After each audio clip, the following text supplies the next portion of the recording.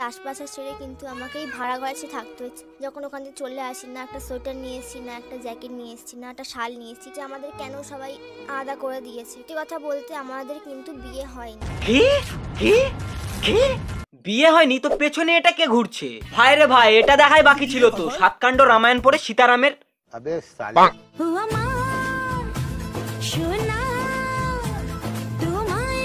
শাখা পড়ে আছে, সিঁদুর পড়ে আছে, এক না 2 বছরের একটা বাচ্চা আছে, এটাকে বিয়ে বলবো না তো কি বলবো?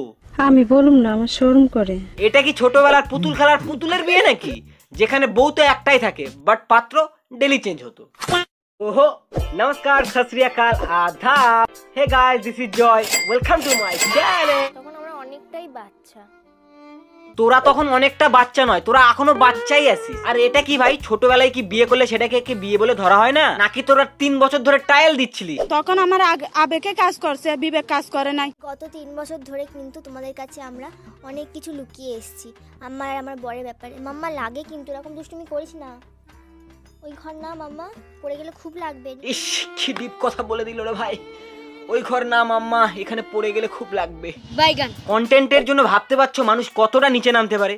যখন দেখছে ভিডিওতে ভিউজ নেই, চলো ডিভোর্স খেলি। साले मजाक बना के रखते हो। বলে ভাবো না, সেই আমাদের ছোট্ট আশপাশে ছেড়ে কিন্তু আমাকেই ভাড়া ঘরে থাকতে হচ্ছে।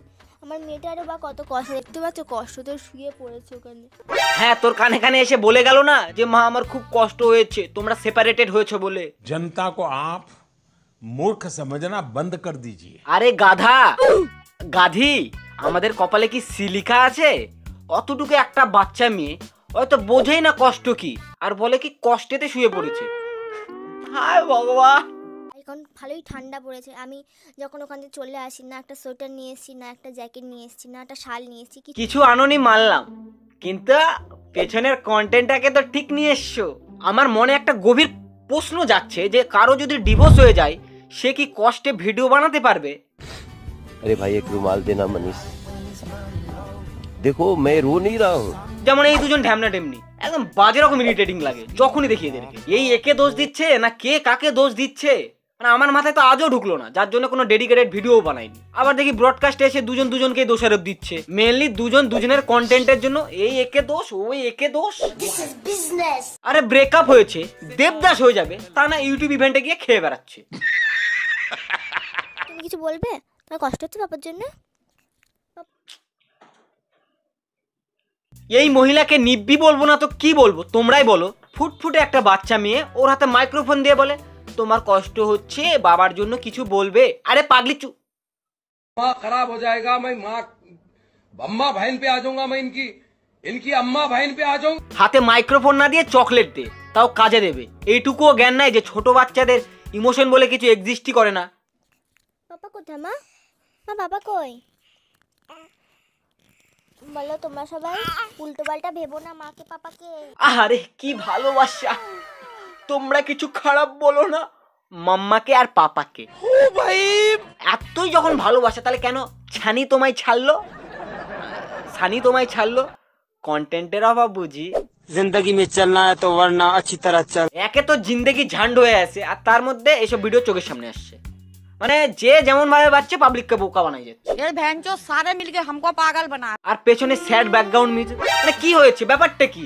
আরে গান্ডু, তোকেই বলছি। হ্যাঁ, যে ভিডিওটা এডিট করে দিয়েছিস সানি, তোকেই বলছি। ইয়েস, শোন ভাই, আমাদের না তালতলা চলে গেছে। এই আমি রেগে যাচ্ছি কেন? হ্যাঁ, তুই ক্যারি অন। क्या बात है जी, एक्टिंग की बादशाह कसम से। তোমরা যেমনটা জানো যে আমাদের কিন্তু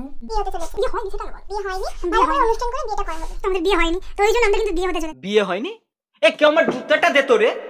বিয়ে হয়নি নাকি বিয়ের নামে ভিডিও বানিয়ে ভিউজ না হয়নি? शर्म करो, भगवान से डरो भोसड़े। এদের কথায় যতক্ষণ না বড় করে অনুষ্ঠান 1000 লোক দেখিয়ে বিয়ে না করলে সেটাকে বিয়ে বলে মানাই হবে না।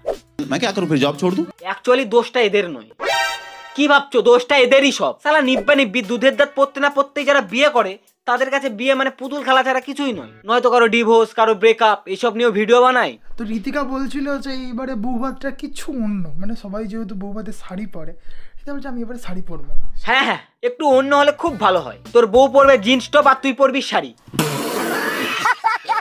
খুব ভালো মানাবে। কিন্তু আজ পর্যন্ত কেউ পরেনি। ভিউজে ভিউজ।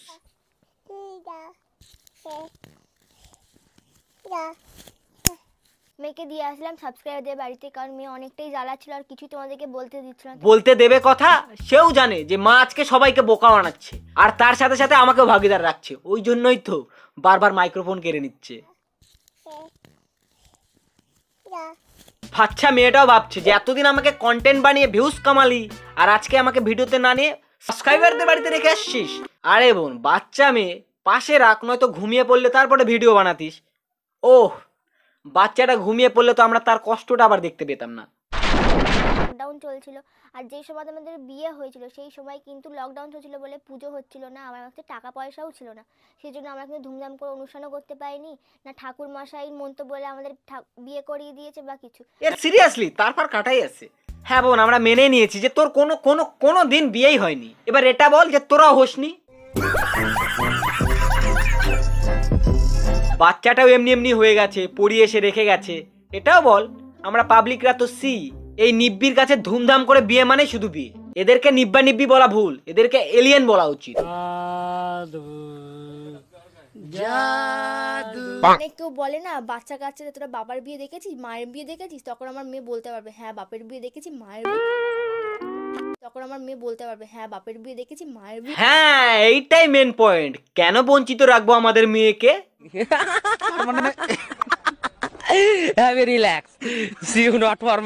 সবাই যখন জিজ্ঞাসা করবে কি রে তোরা কি বাবার বিয়ে দেখেছিস, মায়ের বিয়ে দেখেছিস, ওই কারণে এরা বিয়ে করছে গাইস। একবার শুধু ভেবে দেখো যে কেউ যদি রাস্তায় জিজ্ঞাসা করে কেমন কেমন এটা আমি সিনটা ক্রিয়েট করছি, ওই বেশি কথা বলছিস, তোর বাপের বিয়ে দেখাই দেবো। হ্যাঁ, তুই কি বলছিস, আমি আমার নিজের বাপের কেন মায়েরও বিয়ে দেখেছি, তোরও বিয়ে দেখবো। মানে ব্যাপারটা এরকম হলো ব্যাপার। এই সেই চলে এসেছি, তো আমরা ভাবছিলাম যে আমাদের বিয়ের নিউজটা তোমাদেরকে কেমন ভাবে শোনাবো, যাতে হচ্ছে কি তোমরাও একটু ইমপ্রেস হয়ে যাও। ইমপ্রেসের থেকে বেশি ডিপ্রেস হচ্ছি ভাই। সিরিয়াসলি বলতে এদের ব্লগ মানে শুধু বিয়ে আর বিয়ে। বাপের জন্মে এত খোর খাওয়া চল দেখিনি যে এত বিয়ে পাগল। প্রেগনেন্সি টেস্ট করে নিয়েছি আর তোমার দাদা গেছে হচ্ছে বাথরুমে, ওকে এখনো পর্যন্ত জানানো হয়নি। তাও আবার নাকি বিয়ে না করে। তাহলে একবার ভেবে দেখো, যদি বিয়ে হতো ফুটবল টিম তৈরি হয়ে যেত। তো বিয়ে না করে আছি বলেই কি আমাদের পাড়ার লোক আমাদের বের করে দিচ্ছে? না, কখনোই না। সেটা তোমাদের ব্যাপার যে তোমরা বিয়ে করে থাকবে না না বিয়ে করে থাকবে। কিছু বছর আগে লিভিংটা হয়তো ইললিগাল ছিল, বাট এখন নর্মাল ব্যাপার। আর তোমাদের ক্ষেত্রে তোমরা বেরিয়েছো নিজেরাই, কারণ এদের একটাই মোটিভ, কন্টেন্ট, ভিউস আর পয়সা। সো গাইস, এদেরকে আমি আর কি রোস্ট করবো, আমার নিজের বিয়ে হয়নি, তাই আমার অত জ্ঞান নেই যে বাচ্চা আগে হয় না পরে। এদের ভিডিও দেখে সব আমার গুলাই গেছে, তো আমি আর পারছি না, ভিডিওটাকে এখানে এন্ড করছি। তো ভিডিওর কোন পার্টটা তোমাদের ভালো লেগেছে অবশ্যই জানিও, আর প্লিজ লাইক শেয়ার অ্যান্ড সাবস্ক্রাইবটা করতে বলো না প্লিজ। 1K করে দাও গাইস, বাই বাই। पहले भी मैं तुमसे मिला हूँ,